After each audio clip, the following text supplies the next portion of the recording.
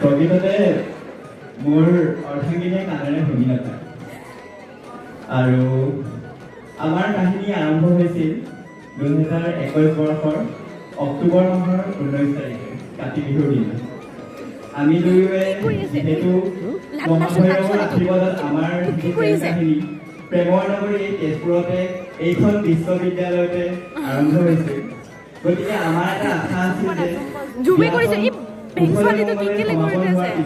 আমি মহাভৈৰৱৰ আশীৰ্বাদে নিজৰ যি দাম্পত্য জীৱন আছে তাৰ শুভাৰম্ভণি কৰিম আৰু সেয়ে আমাৰ যিহেতু আৰম্ভণি এইখন বিশ্ববিদ্যালয়তে হৈছিল গতিকে সেয়ে মাজ ৰাস্তাত ভাবিলোঁ এবাৰ ইয়াতো সোমাই দেখাটো দি যাম